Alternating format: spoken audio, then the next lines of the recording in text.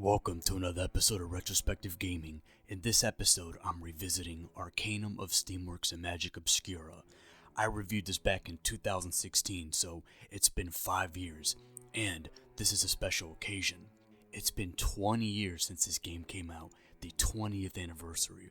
I was a little kid when it came out, so to revisit this on the 20th anniversary, and I reviewed it on the 15th anniversary, that's kind of blowing my mind. Before we move on, this is going to be a long video. It's a different format. There will be a lot of spoilers, so if you haven't played this or it's been a while, I recommend refreshing your memory by maybe playing it again, looking it up, whatever. Spoilers, you have been warned. And with that being said, let's get this started. When we talk about Arcanum, it's important to go back to a company called Interplay, because the three people that are responsible for Arcanum are also the folks that were responsible for Fallout. There's more people that worked on Arcanum, but I'm talking about the three main people in charge. Tim Cain, Leonard Boyarsky, and Jason D. Anderson. And we all know what happened with Fallout. It was a hell of a critical success, and enough of a commercial success to get a sequel.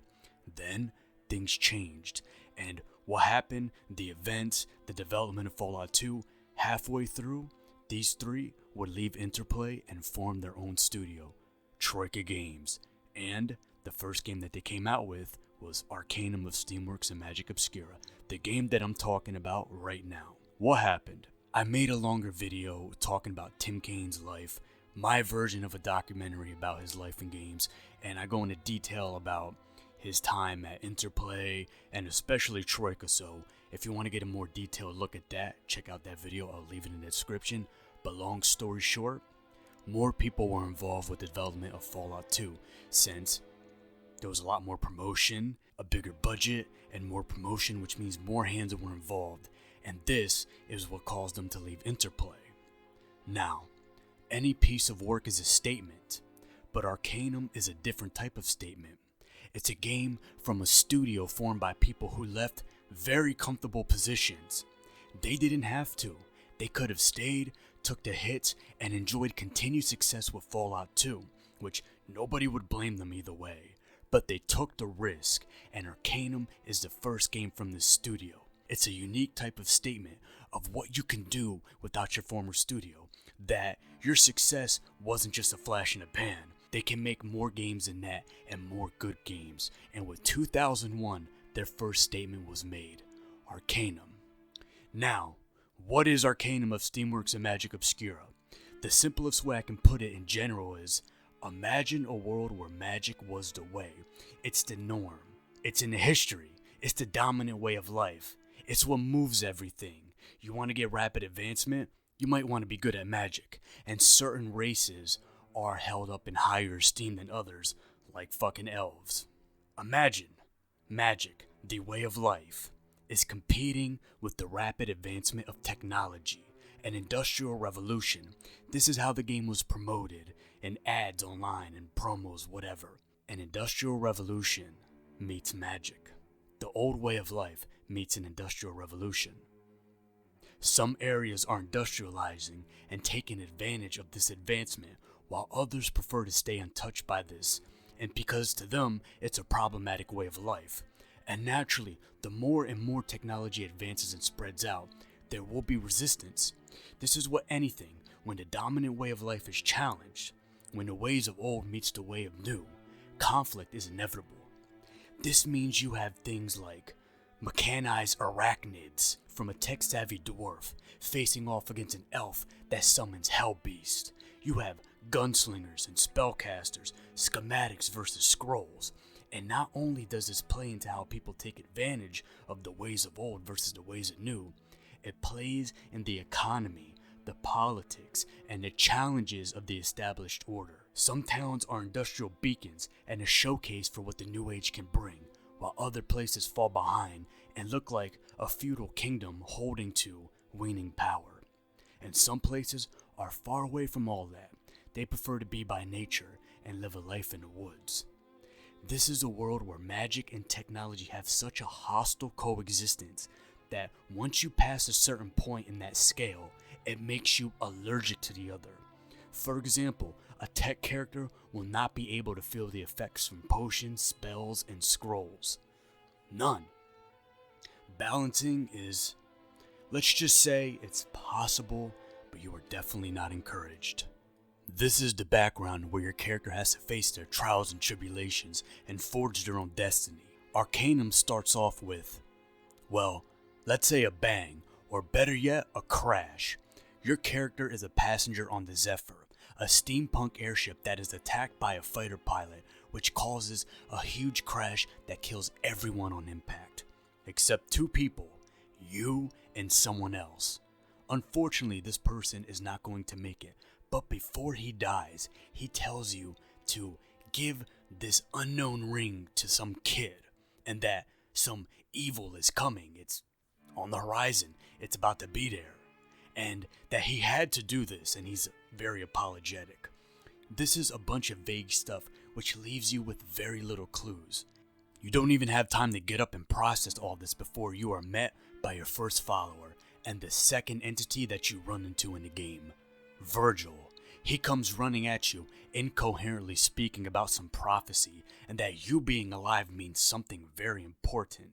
You see, Virgil is of the Panari religion, and their belief in a nutshell is that you are the reincarnation of someone that will save Arcanum. Things that we hear about all the time. The legend. You're born to do great things. You're gonna save the world, and all that. But we'll get to it later. This is how the game starts. For this video, I beat the game 3 times and made about 5 or 6 characters. But we're gonna be focusing on 3 characters in this video. The first character is a half-orc named Yamala. I originally wanted to name her Yamaya because Yamaya is a water goddess in folklore and it's prevalent in other countries, and I thought it would be a cool name for a woman character. But I was tired, so when I made the character I accidentally named her Yamala, and I was already too far in when I figured that out.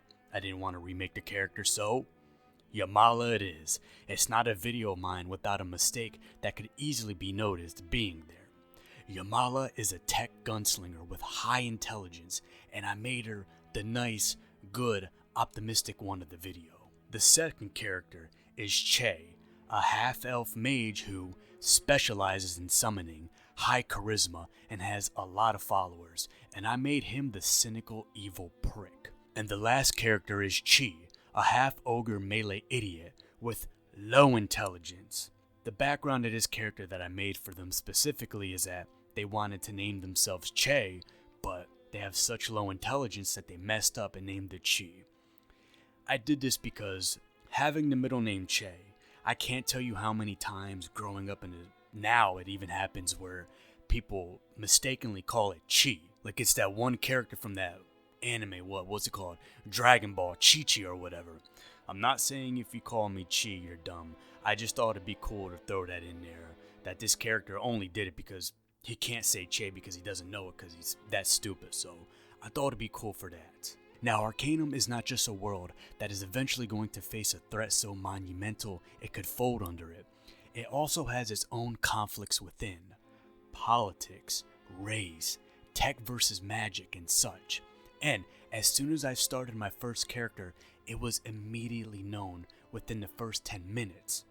Usually, if this was a review format, I would go into the story, but I already did a review, so I have a different structure for this video, and I'm going to go all over the place, so just a heads up, and I will do that.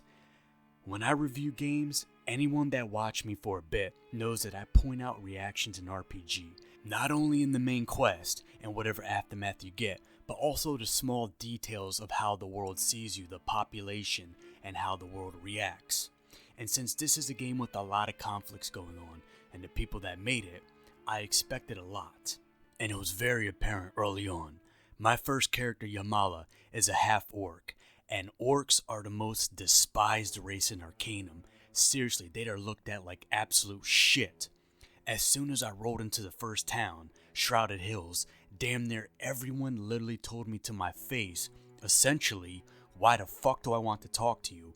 And in order to even get them to answer a basic question, you have to say nice things to them and kiss their ass a couple times before they allow you to even speak of them. And even then, their trust of you is still very fucking low. Even after doing good deeds and being pretty high up in my karma, and even after saving a town and everyone knows me as a survivor of that horrible crash, even after getting your reputation high, the bigotry is still in full force. Sure, not everyone treated me bad, but very rarely was Yamala looked at with some dignity. Between the city of Tarrant and Ashbury, you are likely to run into a group of ogres in a random encounter that will charge 200 coins to damn near every character you play for the right to pass unharmed. But the despised half-orcs and these characters, you get to pass through for free, which pretty early on it's useful because 200 coins is a bit, and they are kind of tough for a beginning character. They're not really tough, but they're sort of. But even then, with some nice interactions, it's not a huge comfort when 90% of your interactions start with upfront bigotry and being told you're a half-breed and they don't want you around. Even bartenders and shops, the people that have an economic benefit to treat everyone with respect, they tell you to not come back. And you can't help being offensive to look at. And that's them being nice to you and showing you pity. After going through all this shit constantly, I wouldn't blame anyone for saying fuck it and being evil and watching everything burn. There's only so much abuse someone can take until it drastically changes the way they view the world. It warps it into something that no one should have to deal with, but this is the reality of playing a half-orc in Arcanum. Now, since the theme of Arcanum is the balance between technology and magic, it plays a huge role in how the world reacts to you. And we're talking about Yamala here. Wandering into the first major area in the main quest, the city of Tarrant, it is a sprawling Victorian metropolis that embraces technology and fully uses it to their advantage. And not only has this made it the most populated area in Arcanum, it has helped them dominate other places that opposed them. And as you continue to learn about pivotal moments in the history before you came and learning about the story, you find out that Tarrant is the head of something called the Unified Kingdom. And in the past, they got into a conflict with the Kingdom of Cumbria, which composes of areas that didn't embrace technology the way Tarrant did, the most notable area being Durnholm, the capital, which, in comparison, when you look at Tarrant and Durnholm, it's easy to see how this happened. Years before your arrival, something called the Great War happened. The decisive battle was Tarrant representing the Unified Kingdom facing off against Durnholm, representing the Kingdom of Cumbria. Durnholm thought they could handle a more technologically advanced enemy because their incompetent, idiotic king refused to adapt to the changing times and thought that they could rely on their elite force, the Dragon Knight, to win the battle. And this wasn't the case. Cannon fire, guns, and other weapons won the day, and years later you can see that Durnholm hasn't really recovered. It looks primitive compared to Tarrant. The most notable thing about this village is the castle and the pits behind them. Tarrant, on the other hand, is a prime example of a metropolis. You have a huge college, you have many shops, homes, big buildings, ship docks, and one of the marvels of tech, the train. Durnholm is struggling so bad that the king has to rely on your character to get their taxes in the form of gold bars from Blackroot, and Blackroot was a much smaller village, so you being the one to get these taxes for the king because they're struggling to get it from fucking Blackroot.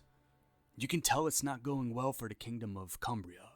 And back to the tension between magic and tech. Arcanum is a game that encourages you to pick between these two disciplines because you notice how it reacts to you pretty quickly.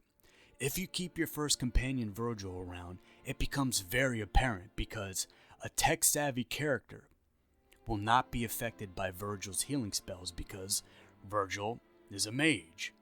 And as a tech character, I couldn't use scrolls to revive anyone. I was kicked out of magic shops, but I was able to use trains, which honestly, it's there to stay consistent with the world more than anything because in the same city, you find boats that take you to places for the same price. We'll get back to this later. But the reactions are not limited to choices in the story. It's your character itself, and breaking it down, you can miss a lot in one playthrough. Let's talk a tiny bit about how companions view your character. You have standard stuff like good versus evil and where they align. And of course, a nice goody two-shoes is not going to side with the evil character. But it's not only that, even little things like your beauty stat play a part in some interactions. There is a companion where in order to get them, you have to be a 10 out of 10, absolutely gorgeous, you have to be the right race, and you can't have certain members in your party. For another companion, you have to handle a specific quest through dialogue, which means a non-persuasive character will miss out. And for another companion, they won't tolerate certain people, and that's with a couple of them. And with another companion, not only you have to be persuasive, but you have to be very intelligent. This is an example of how Arcanum, as how one of the main people in charge making the game, Tim Cain, described it. A kitchen sink project where you throw everything you want in, or try to at least in the development period. And while some things were definitely executed better than others, how the world reacts to you is one of the things that Arcanum got right. And speaking of that, here's another example. The dumb character is something Fallout fans know about. I mean, it was in the classics. And this carries onto Arcanum, and it is truly a different perspective in how the world reacts to you. My poor half-ogre, who can't even spell Che right, has to go by Chi, figured this out within the first hour. Let's take one of the first steps in the main story, and one of the first companions you run into as an example. Early on, you have to figure out who owns this ring that was given to you in the beginning, and you find that out fast, and you have to go to the bustling city of Toronto, something that we mentioned earlier. There, you meet a character named Magnus. Now, Magnus is pretty stuck up, and they're kind of stubborn, but even someone with average intelligence will be able to be friendly with Magnus and even help you out with your quest to raid this building and find out what the fuck's going on in the basement. You just can't be evil because they don't like evil people. But my poor little half-ogre, no matter how good he was a good character, he was kind. He was too stupid for Magnus, and as soon as I talked to Magnus, he immediately cut me off after one sentence, not even a conversation, and there was no way I was going to have him as a follower. So I persist forward. Chi fights his hardest and reaches the basement and figures out that the family of the person who owns this ring, they're in this basement for some reason, and that reason is some weird necromancy ritual cult shit going on that's been going on in the family for generations. And when you stumble across this, you see resurrected dwarf zombies wandering around, and you finally run into this mysterious family. And just like what Magnus, the family denies Chi even a conversation. Now with any other character, even someone of average intelligence, you could talk to them and at least figure out what's going on, or at least try to, and go through dialogue and try to get yourself out of it in different ways if you want. But no, since Chi is dumb and has low intelligence, they wouldn't even talk to me, not even one sentence. And I had to kill all of them and have someone read a telegram to figure out what happens next. It not only changes how people talk to you and their reaction playing a real dumb character, it changes a lot of the aesthetic of the game and how some things look. In the game, you have a quest log and you have a journal. Now, usually the journal is filled with descriptive tellings of events that happened in your character's life. They jot shit down, and you can have detailed descriptions and look back on stuff, but not with a dumb character, because, as I said before, they're so stupid they can't even talk right. So, instead of reading accurate quest descriptions and detailed tellings of the events, you see really dumb shit like, me go here, me talk, dumb man, me go elsewhere, me trying to figure out what's going on. You're lucky to even get one sentence, and these are things that are filled with paragraphs of at least one paragraph of things that happened before with any other character. But with Chi, It sounded like someone that was losing their fucking mind. Someone that just started to learn how to write 2 days ago. Me talk here. Funny guy. Things like that. And the quest log, don't even get me started on the quest log. I'll show you another example. Virgil. Virgil is a really nice character. They have patience. They're just frustrated a lot, but they're pretty sweet. But even with Virgil, the dumb character makes his patience run to a non-existent level. Right in the beginning, I kept on calling Virgil Virgie and making fun of him and saying silly man and dumb man and all that. And he just freaks out all of a sudden and says, "My name's not Virgie, it's Virgil." So, playing a dumb character is almost like experiencing a whole different game. It's taken to another level. Not only are you talking dumb and it shows up in the choices, but it changes the aesthetic of how you look at the world, how you view the world through your lenses, which is a journal, a quest log, blessings, and such. So it's obvious that choices, builds, and the freedom you have in-game allows you to make each playthrough different. I'm not going to go step by step into every part of the story and dissect it because I just don't want to and it would take too long. But the gist of the main story is, evil thing is coming to threaten the very existence of Arcanum, and you are supposedly the entity chosen to stop it. I'll go deeper than that, don't worry. But instead of starting off with that, I wanted to share something that I actually missed. After multiple playthroughs, I most likely forgot this, because usually I go another way in this part of the story. But during my second playthrough, I decided to do this, and it's one of my favorite parts. And I'm talking about the Bedokathan village. I probably mispronounced that, oh well. Now in the context of the main story, it's insignificant. It's a pit stop. But one thing I didn't pick up the last time was my convo with the chief of this village. I did it before, but I didn't really pay attention to it till now. And the long story short is, these lizard-like entities have been dealing with awful poachers that do unspeakable things to their loved ones. And now, they do not trust other races. They hate warm bloods. And in order to save an innocent elf's life that fell into their trap, you have to find a way to deal with them. You can do a favor for them, kill them, or try to negotiate. And usually in my playthroughs, I help them. I kill those fucking evil poachers, and I don't blame them for being as hostile as they are to warm bloods. But for one of my characters, I decided this time I was going to do a little different thing. I was going to try to end the hostilities and calm everyone down, and do this through the gift of persuasion and dialogue, something that I missed out on before. And when you do that, you get into this very heavy debate with the chief about cold bloods versus warm bloods. Since warm bloods have hearts, these lizard-like entities believe that they all beat to the same tune, which means every warm blood is a poacher out to get them in their eyes. They think that just because all our hearts are made the same and they try to function the same, that we all walk down the same path. And you have to convince them that every human is different. They follow their own dreams. What is the nature of a man? That calls back to a game that I'm sure all of you know. And can certain people march to a different path? Are we truly just born to walk a certain path? Are we just molded by how the world is? Or can we see all this and go in a different direction? Can one person see these lizard-like entities and see them as things with feelings and not just something to skin and poach or maybe eat? And that trying to convince them that just because you're warm-blooded, it doesn't mean you're all set on the same course.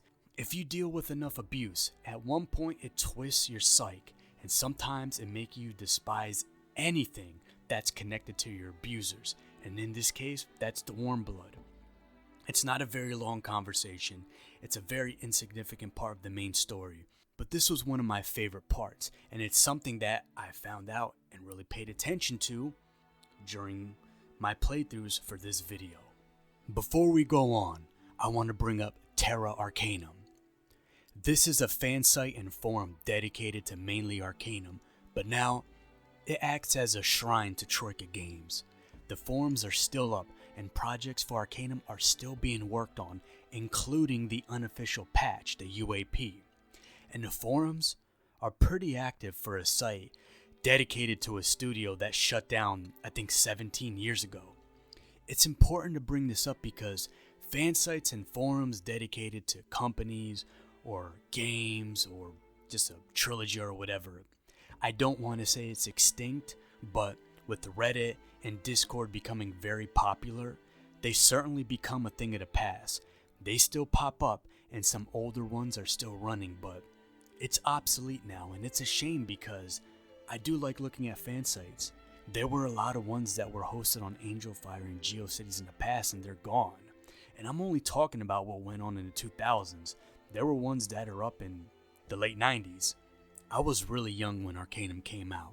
Definitely too young to play it, so seeing this fan site and the threads still up from 2001, 2002, 20 damn years ago, it's interesting to look at.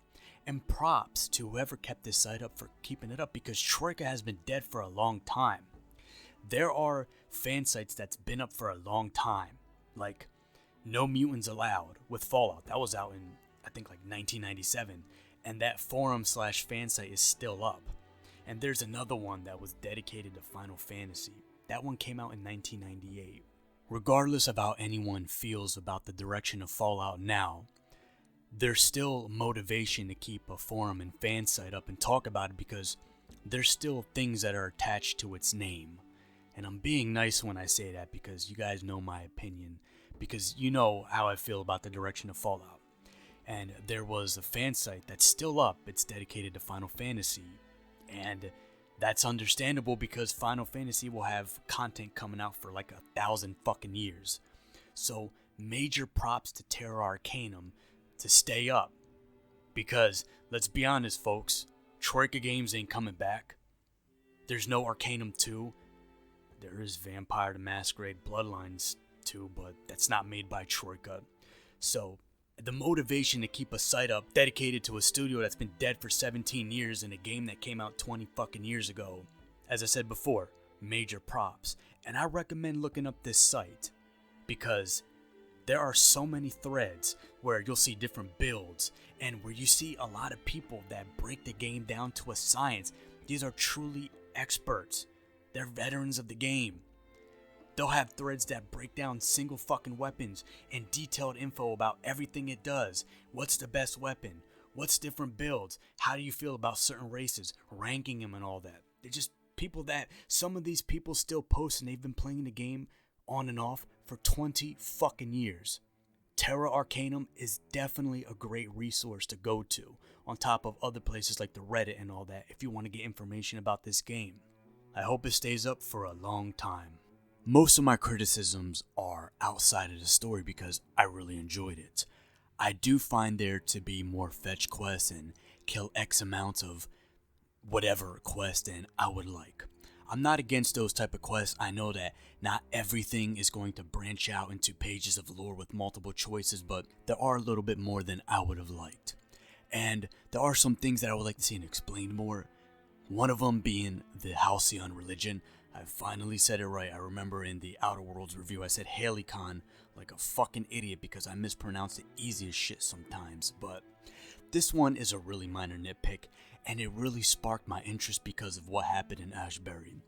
This belief, the Halcyon religion, you can call it extreme pacifism, but there's a firearms master in Ashbury, and you go all the way down, it's in the bottom right of the map.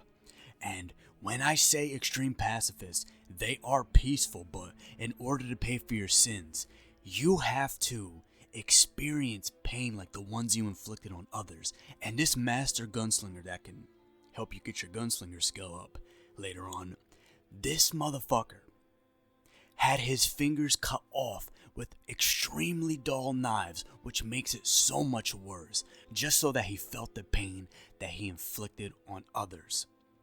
Now, the Panari religion is the one that gets the most attention because it makes the most sense to pay attention to that in the main story. But I would like to see more done with that. I do have minor nitpicks about the story, and trust me, if you think I'm being too nice on the game or I'm kissing the game's ass, sure, I'm a fan of the game, and that could definitely blind me from seeing some other flaws, but I do have criticisms of it, outside of what I just said before, don't worry. I enjoyed my time with the story. The main story does do this thing where it builds up this grand conclusion, this inevitable evil that's arriving on your shores. It's impending. You only have a certain amount of time left to train and get your things in order before you must confront this. Only at the last minute to throw you in a completely different direction, to change your perspective, to throw you off guard. This is not something that's revolutionary in storytelling, but I do understand why Troika did this, and this is something that people talk about where they didn't like this change, or they really liked it, or they're kind of iffy about it. I understand why they did it, because on the surface, the story does follow the bad guy incoming, you're the one that has to save it, you're the chosen one, and all of that. It does follow those samey tropes, which is, it doesn't automatically make a story bad. Not every game has to be revolutionary or to be good. You can follow certain things and bullet points and all that that might be familiar but still have a good story. So I understand why they threw people off guard with what the thing was. And let me just say, I like going around in the main story and finding out about the horrors of past experiences with dark elves that led to an extremely cursed book that dooms all who even looks at one page being written. Finding out about how the dwarves are being used as cattle. These technologically advanced, very smart people. They may be stubborn, they may be kind of pricks, and there is some bigotry underlying, which is not really weird in the world of Arcanum. That's kind of standard with a lot of people, but meeting Magnus, you can understand that the dwarven people are kind of fucking assholes, but they're not dumb, they're technologically advanced, and they got tricked, they got roped into helping grand evil by literally being fucking slaves. And let me just say this, that kid that you end up finding, the one that you hear about in the beginning, he's not a kid anymore. Spoiler alert, obviously you were warned in the beginning. He's an old man, and he betrayed the dwarf clan that helped him, that made him feel like he was not alone in the world anymore, and he sold their technological secrets for fame, fortune, and influence, and to basically be the Duke of fucking Toronto. He lives in this mansion, everybody respects him, his name is heard throughout the world of Arcanum, even as far as the shores of fucking Kintara. But he sold people that helped him out. Fuck him. I don't care if he was young, and he tried to play it off like he was a lonely, misunderstood kid that made a mistake. Fuck you. Gilbert Bates? This greedy fucking bastard? He turned the wheels of time. That sounds so philosophical, what the fuck? But he changed the direction of so many races, not just people, races. He fucked over people so bad that elven homelands were being mowed down. Nature being fucking eclipsed by machinery. People's homes that have been there for thousands and thousands of fucking years being erased. Dwarven people feeling betrayed and paranoia and what that does to each other, causing conflicts between these different races because these technological secrets were let out by this fucking bastard. And he gets to sit up on a mansion and self-pity and feel bad about himself, about the chain of events that he fucking started. Fuck him. And thankfully, since this is a Troika game, and this is one of those types of RPGs, you can kill a lot of the main people involved in the story, and he's one of them. And I did, because fuck him and fuck his goddamn sympathy. And with a name like Gilbert Bates, you're either going to become some weird fucking superhero like Batman that causes more trouble than he's worth, or you be an absolute evil fucking prick. And I think he's an evil fucking prick. I don't care. Fuck him. And the writing of the game, there are moments where it could put you in existential dread. And that's not a bad thing, but damn, it delves pretty deep about the topics of morality and the point of our existence. Take the Dwarven King, for example. This is a guy that banished himself because of a decision that he made that led back to Gilbert Bates backstabbing the dwarves, and how he self-reflects and how he looks back on what happened. This is what he mentions about humans. They are driven by their own mortality, and compared to other races, humans have a really short lifespan, and it places the most important role in every decision that we make because of our morality. And instead of coming to terms with it, we are fighting against a clock. and that's what drives all of our choices. Which, that type of short-term thinking can fuck us and others over, just like it can lead to marvelous things. And that's what Gilbert Bates did. He didn't think about what would happen as a result of what his actions were. He only thought about how he could benefit, how he could make his short time on Earth good in his eyes. But in the process, he caused a lot of harm. Harm that he felt when he was older, but he got to enjoy his life with wonderful things while people were suffering due to his decisions. And not only that, you see other characters talking about how everything, every fucking thing in this existence needs to go because of the pain and suffering and the utter pointlessness of our existence. It does sound kind of edgy, and it sounds like things that I felt when I was in a really bad mood, but as I said before, I like the writing in the game.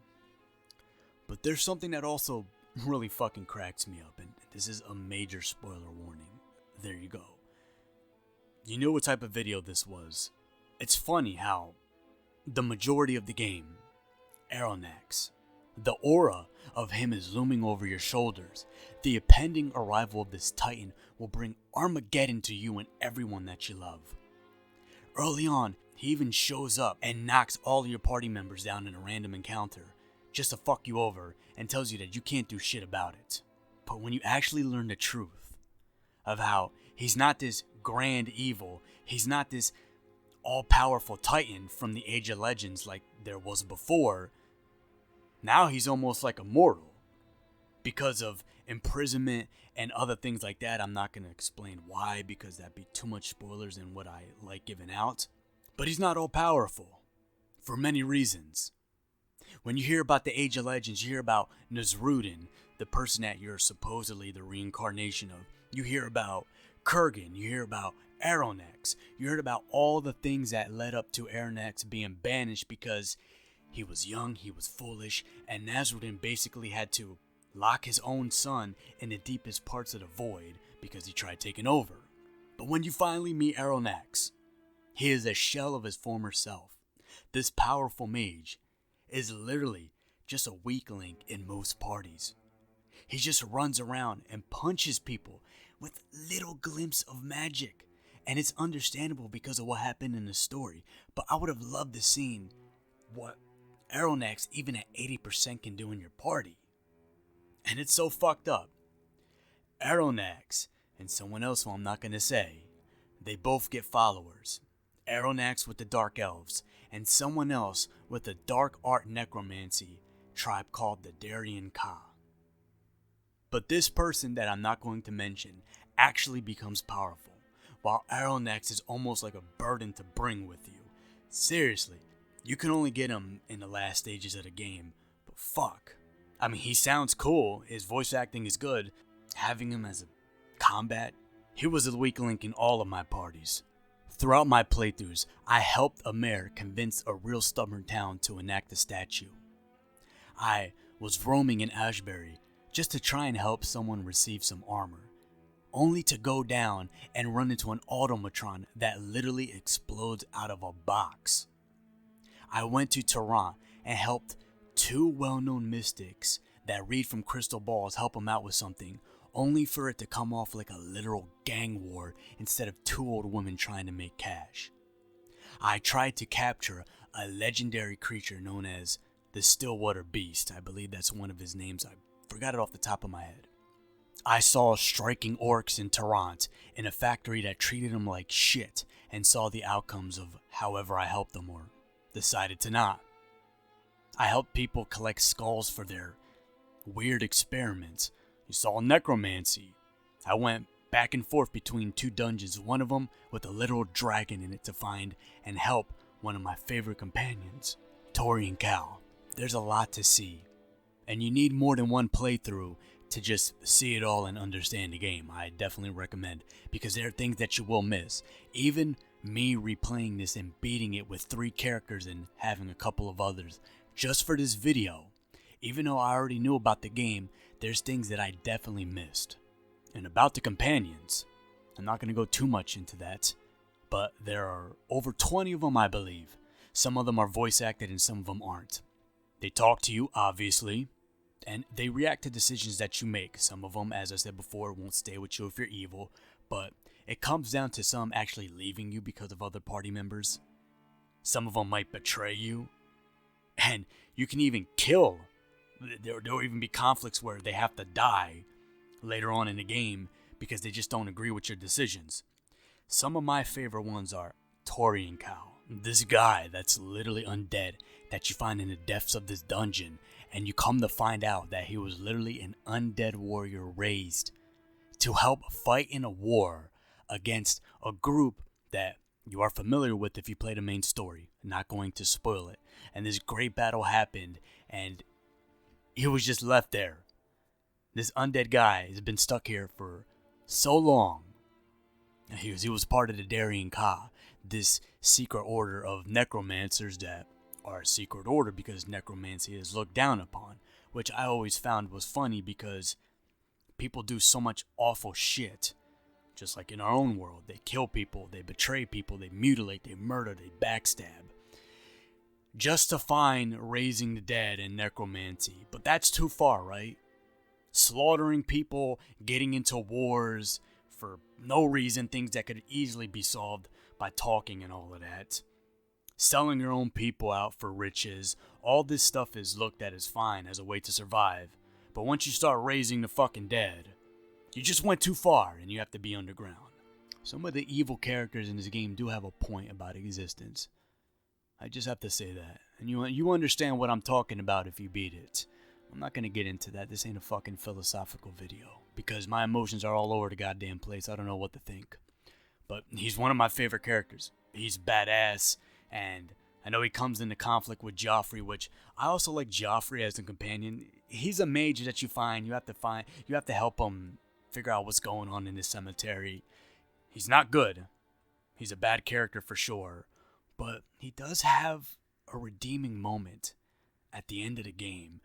It's weird, because the more you find out about this character, you find out that he's actually very vulnerable, even though he's a snobby, evil fucking prick that does not care if you're a piece of shit.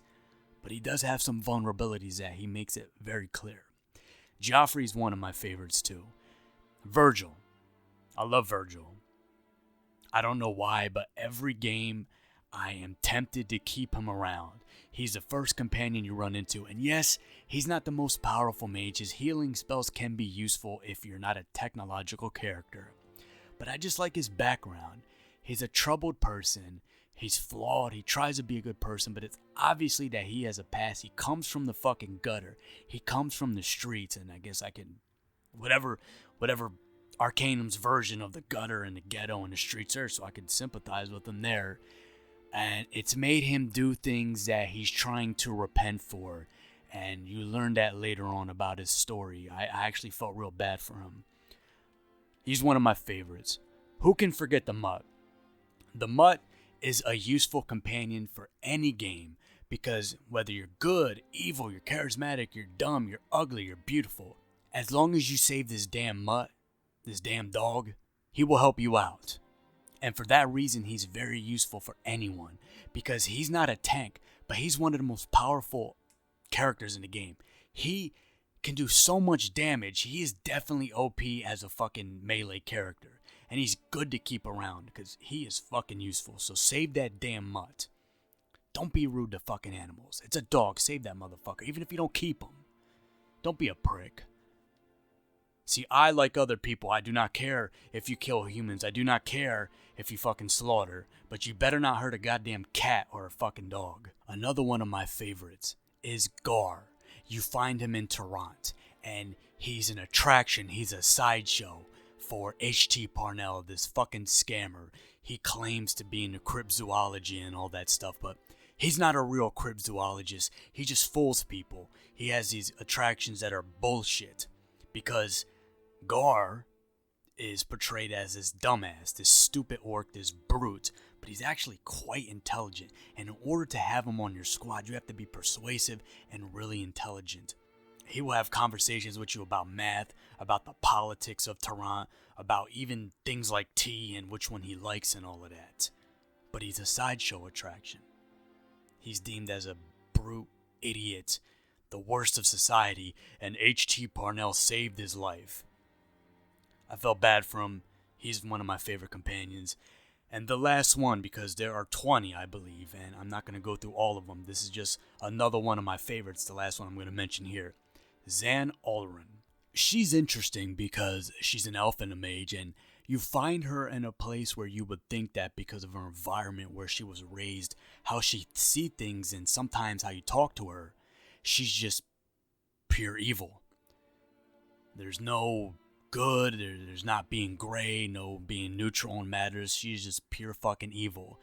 And she's kind of a snob a little bit, but once you talk to her and you can get her on your squad, you find out that she's actually a lot more complicated than that. That she's not this just despicable, obviously fucking awful, disgusting fucking creature that you would think, because where you find her, you're told that this is a place of just negativity and all that, a black spot in the whole of Arcanum. That's what you believe, because people tell you that. But she's a lot more complicated than that, and she has a lot of interesting conversations, and the aesthetics, the way it looks, can complement a game. And every time I start a new character in Arcanum, I never get tired of how the game looks. And let's start off with the character portraits. They are detailed, fancy, and elegant. They're very Victorian, and they look like something that would be in the wall of a billionaire's mansion. And when you move on to the beginning cutscene, as dated as it is, you are greeted by seeing a steampunk airship take down a blimp. And that's a cool start. But as soon as you're dropped into this world, you see a metropolis, you see sunken ships, you see castles, you see desert ruins, and more. I could be here all day, but I picked certain places to talk about in terms of the way it looks to show you, and let's start with the Isle of Despair. It is a small chunk of Arcanum on the far right of a map. It's like a little piece, and this is a place where criminals and exiles call home. You have to take a ship there because they're not wanted on the main shores. And the main things you see on this little island are an Amazon camp, and you have the main town where there is an arena and a pit. You see another small village, but the highlight of this place, that if it had other things in mind, it could be a good vacation spot because there's beaches, there's kind of like a tropical area. It looks like a nice place. It looks like it could be warm with a cool breeze, but it's a prison hellhole. And the highlight of this damn hellhole is Shades Beach. There's not much there, but far north, you see this mysterious contraption. It's crashed, and whatever mechanical object this is and whoever constructed it is not known. All you find are ancient parts and enemies scattered throughout this place. And it's proof. It's a destroyed piece of mechanical equipment from the old world. And it goes to show you that even though technology is new in terms of how prominent it is and how people are starting to accept it, it's not new as in it just came around. People have been building shit for years and years before you came around. I guess it's like you in 2021 seeing a medieval castle from the 1500s. You're seeing an old piece of technology from a time that was far before you got here. And the reason why I chose this as my first example of what to show you, because this right here is a window to the past and what people were trying to build and accomplish then. And at first glance, I thought this was some sort of submarine. It just looks really cool. It's mysterious. It's ancient. I mean, look at it. It's right there, and it takes up the whole fucking screen just to show you how much of a marvel it is. And the next spot I'm going to show you is deep within the Ventragov Desert. We're talking about Tulla, the city of mages, and it's only accessible to folks who haven't joined the Dark Elves. It's a place filled with mazes, murals, and literally windows to another world. One room has large reflections of a major city that you can use if you help someone out. And there's multiple areas that you can go through just through going through these, well, sort of like paintings. They're windows to another world. But not only that, outside you see symbols light up every time you step on them. You see masters of magical colleges that can help you, and more. And we can't forget Kintara, the elven city. Well, one of them. When you first enter this area, you see an elevator that takes you to a city that is literally built on treetops. You see vines and huge fucking trees, and you just see people that are one with nature. These are people that are trying to get away from the technological prominence of what's taking over Arcanum and what's becoming very important. You also see areas that are huge jungles. You see huge fucking castles. You go across long scapes of a desert hell pit with some dungeons in between and camps. You find areas that are affected by snow and very icy. It is a world, and I have to explain that because looking at it at a map sometimes, it's hard to see that things can be a world, not just a city or a small little map. And because you can travel there within like 30 seconds or whatever, it's hard to get the grasp of that in terms of a game. But when you go to the other side of a map, you are traveling throughout a whole world, not just one city or one territory. They're different alliances.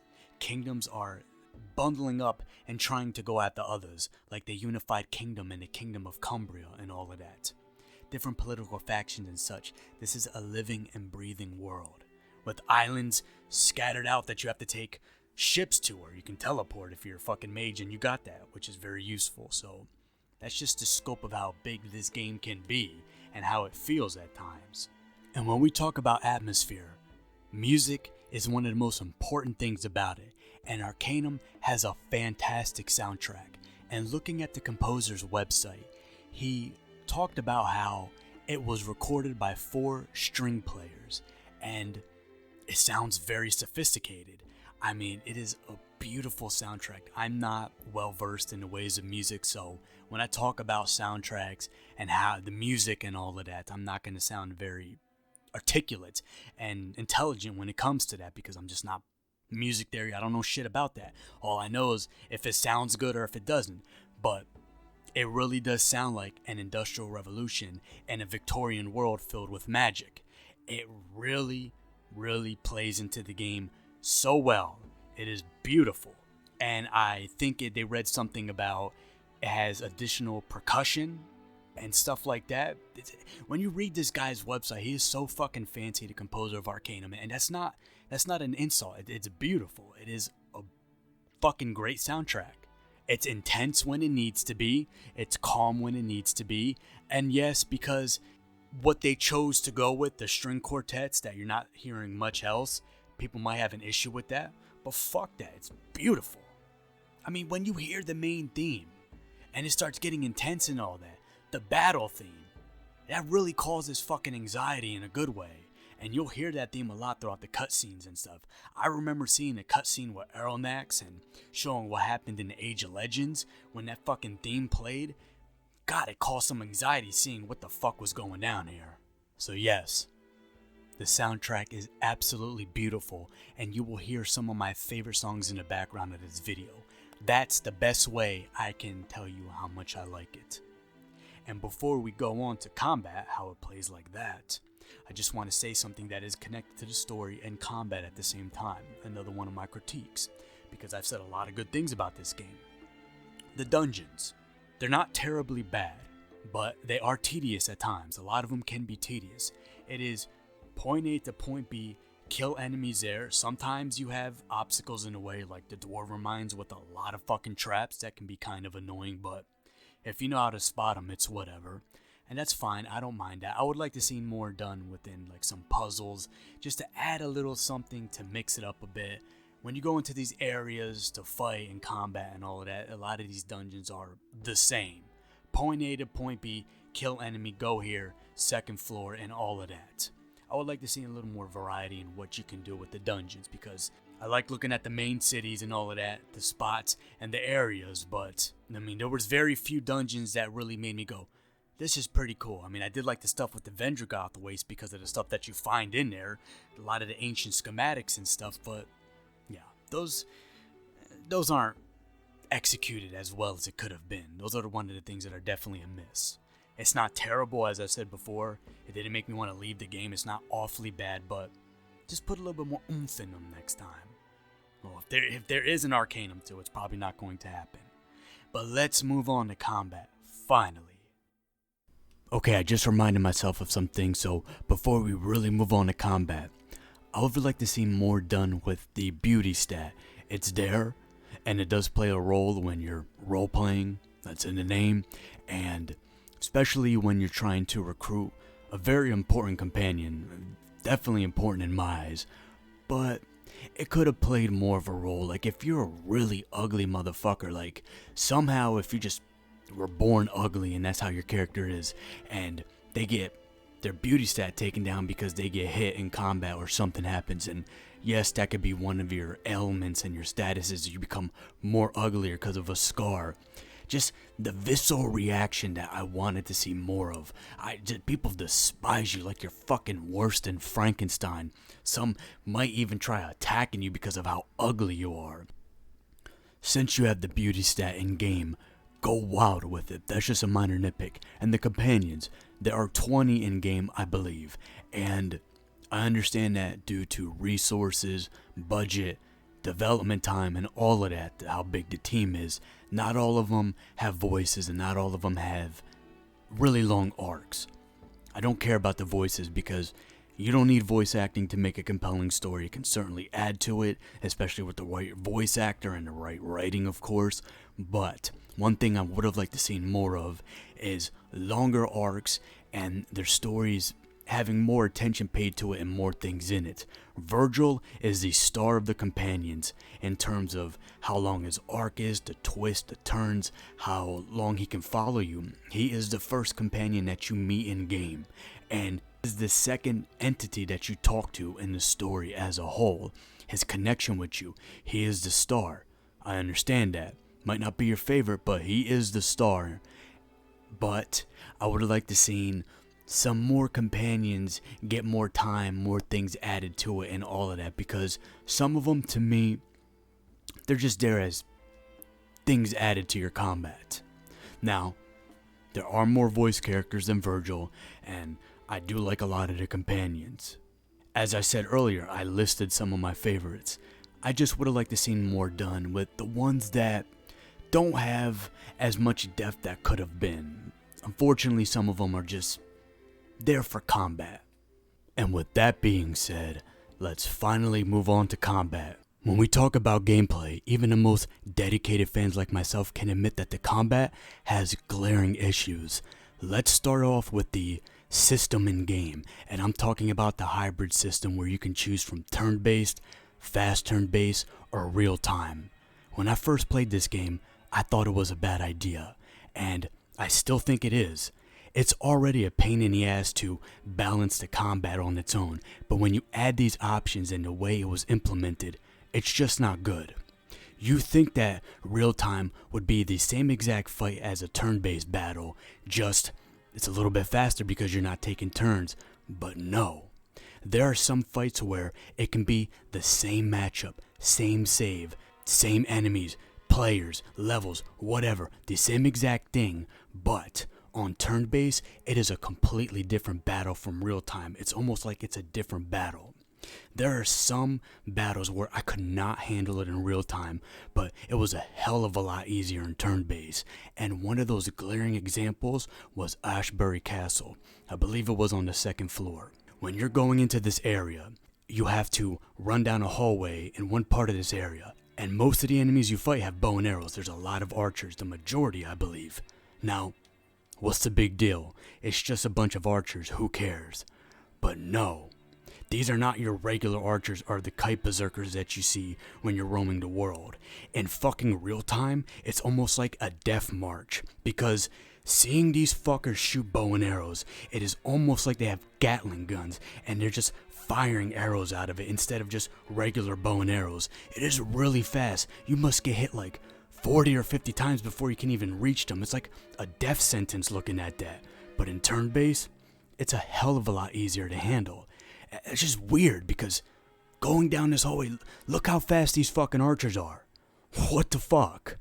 It is like a completely different battle. Thankfully, not every archer you run into is like that, but god damn, fuck. I despise archers now because of this fight. I don't know why Troika tried to do this hybrid thing, but my guess is that this is a little after the first Baldur's Gate was released, and I believe it was released after Fallout 2, I believe 1999 was the release date. I'm just going off the top of my head. And as we all know, Baldur's Gate was a hit, especially in the RPG community, and it was real time, but you could pause it and plan stuff out.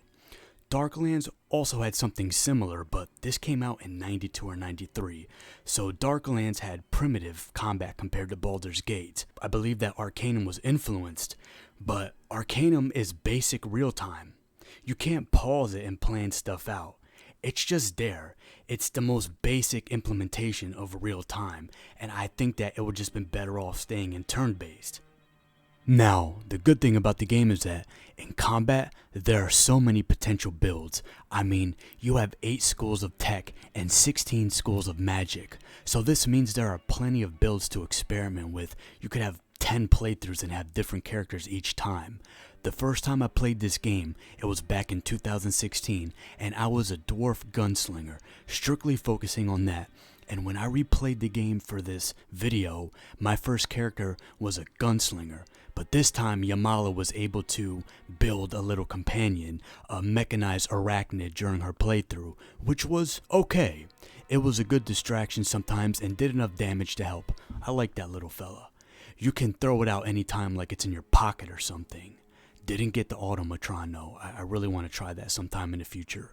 My main goal with Yamala is to have enough gunsmithy and electric to get the requirements needed for the Tesla gun, but there are a good amount of tech builds. I've seen people play an explosives tech character where they can chuck dynamite at people and use mechanized arachnids to beef up their defense.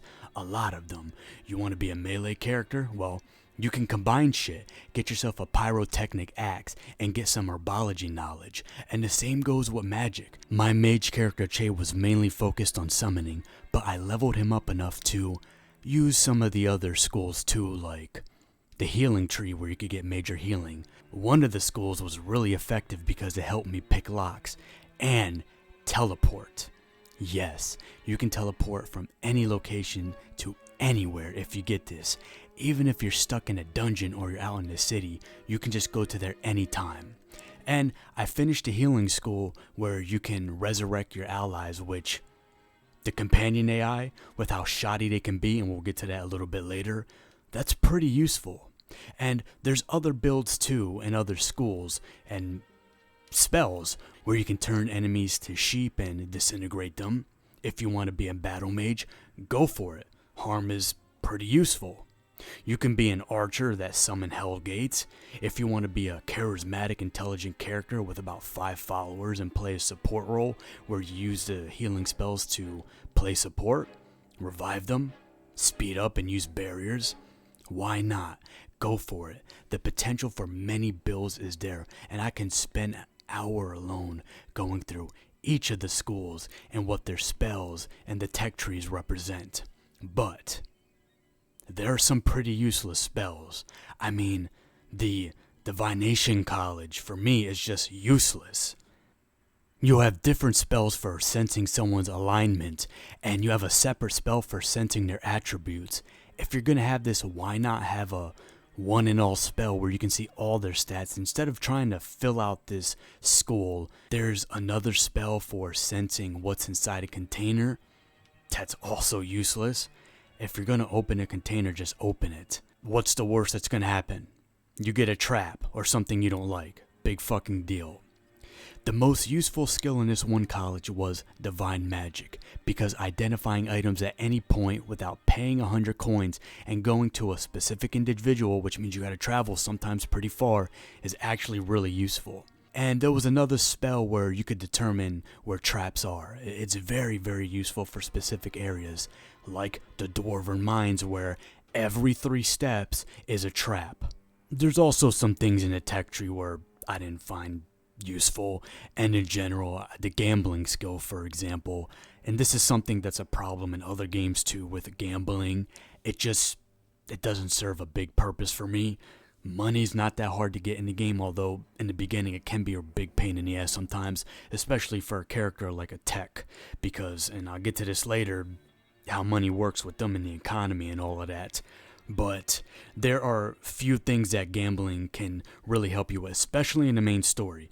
There's one big example though in the main story where gambling when you have to get a hold of an item, and in order to get it, one of the choices you got is to gamble with a motherfucker to get it. It's very useful because if you can get it that way, then you can save yourself a lot of time and a lot of doing other bullshit. But even with that, to build your gambling up to that level, just for that specific instance, I just don't think it's worth it.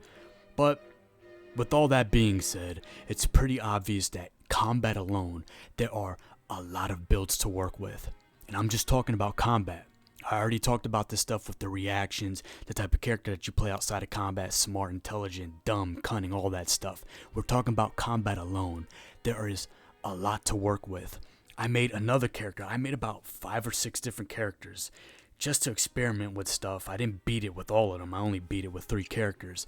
But I had an archer, and I played with them a bit. The character's name is Archer because it's just something I'm fucking around with.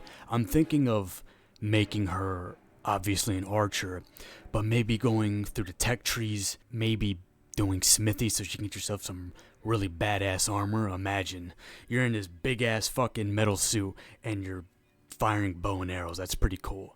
Or maybe I go into the mechanical tree so I can make myself mechanized arachnids or maybe some other stuff, so you have all these little things attacking and following you around. You can have your little minions while you're fucking firing arrows at them. I don't know. There's a lot of different things you can do with combat builds. I mean, just check Terra Arcanum or check the Arcanum Reddit. Look it up online. If you think that what I've said in this alone is talking about even 40% of the builds, you're dead wrong. I haven't even scratched the surface. I can make a whole separate video that's probably an hour or 2 long just talking about potential builds. Maybe one day, but not now. So Arcanum is a game with a bunch of ideas. The kitchen sink example. Throw everything in with the kitchen sink, and it is hits and misses, and that's the beauty of it, because when it hits, and some of the misses are really bad misses, but I admire the ambition, and the stuff that works, it's fucking beautiful. And even someone that defends the game and absolutely loves it like myself, I just praised all the damn builds, can say that there is another balancing issue. And after beating the game with 3 characters and having 4 or 5 or 6 of them, I forgot the exact number, I can safely say, and reading veterans' experiences of the game, people that have played this game for 10, 20 years, I mean, they really know it up and down.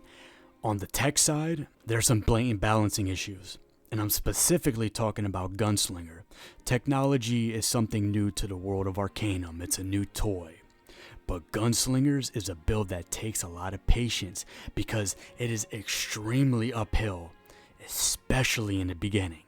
You get an old flintlock pistol that is inaccurate as fuck, and it does extremely low damage.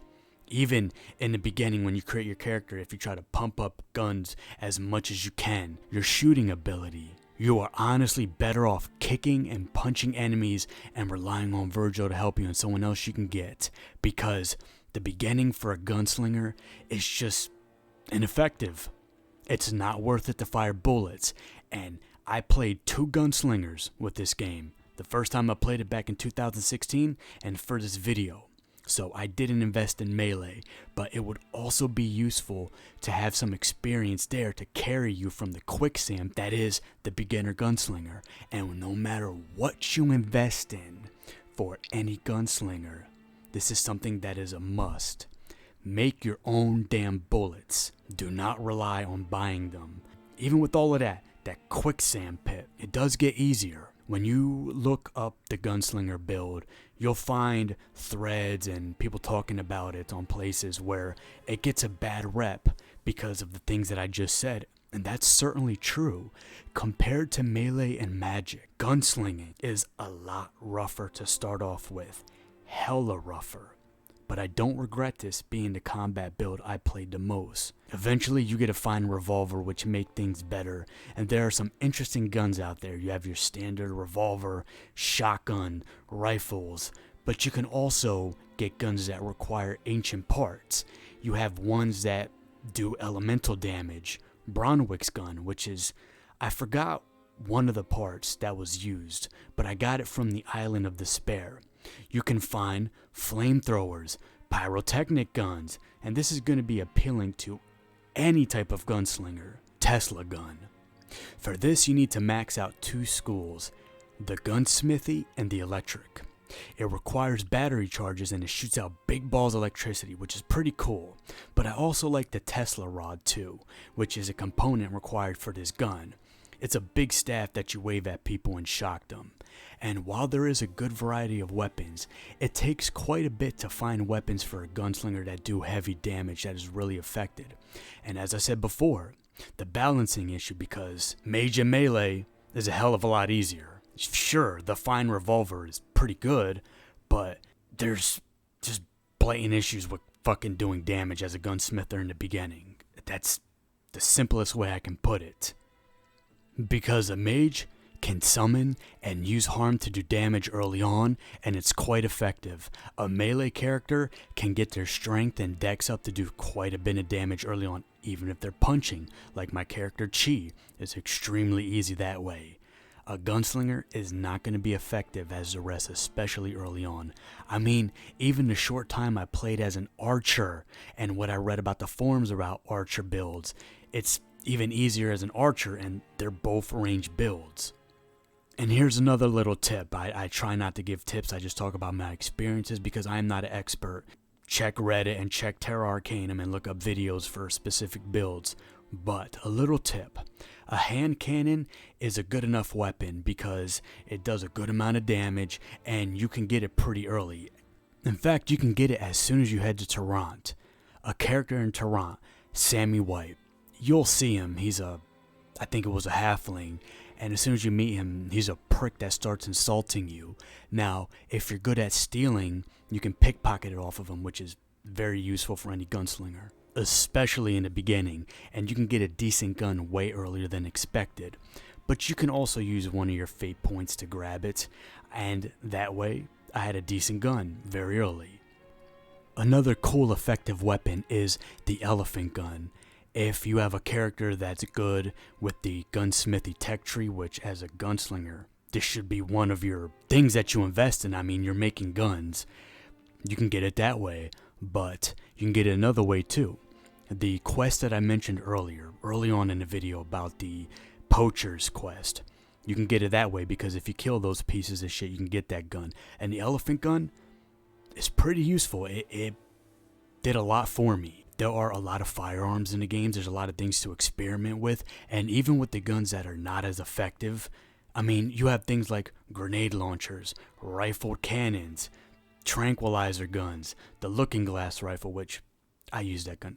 I don't like it. It's too slow for me. You have a high velocity pistol, so there are a lot of things to go through in this game. There's just a lot there. But the goal for every gunslinger is to get one gun, Drox Warbringer. And why is it this goal?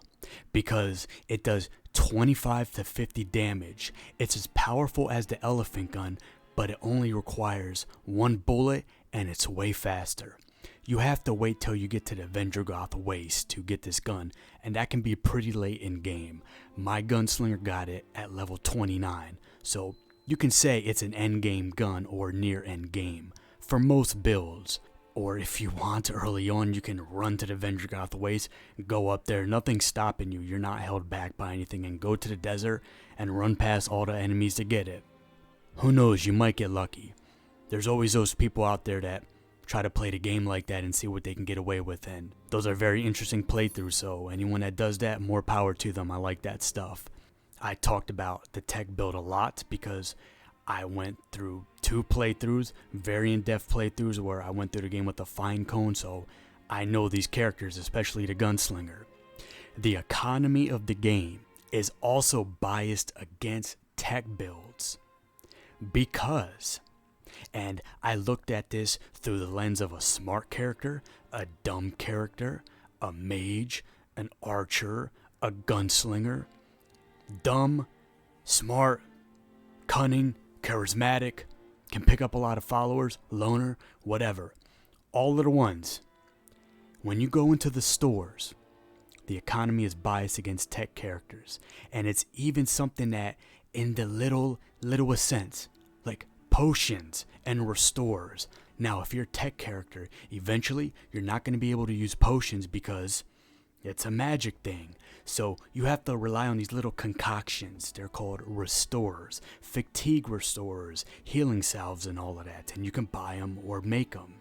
Now, the potions heal 30% of your fatigue. And fatigue is the name of the game when it comes to any form of combat. Magic, tech, melee, archer, gun, sword, no matter what. Fatigue is a way of life for your combat. So these potions heal 30 of your fatigue, while the restorers only do 20. Now restorers are the things for tech characters, potions are for mage characters, but the restorers are almost twice as much as the potions while not being as effective.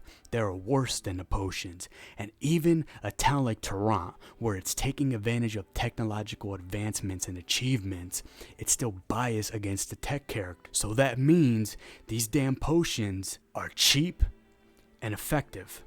The restorers are not as effective, and they're almost twice as much. And when we talk about reviving characters, it is way easier for a mage to revive than a tech character. You're gonna have to make this very complicated concoction, and buying it's fucking expensive compared to what a mage can get. So the tech character has a lot of hurdles and challenges early on, especially if you're a gunslinger, compared to a melee character, a magic character. So those balance issues are there, and I understand why it's hard to balance. I mean, if you make a gunslinger too effective, then they can just fire from a distance and do a lot of damage, but those early guns are just fucking awful. And you're better off kicking characters, like I said earlier. I mean, it's way easier to just punch them. So there's that. And when it comes to traveling in the game, a mage can teleport if you get that skill, which is a hell of a lot easier and a hell of a lot more effective than going on a train or just running. So yeah, I understand some of these things are about the canon because it's in-game stuff. It has to make sense. I don't think they could have put something in there for a tech character like, I don't know, what can you say, a little fucking device that lets you travel somewhere, so it could be that version of teleportation or something. I don't know if they could have programmed that in game. So yeah, that's the thing about the balancing about the game.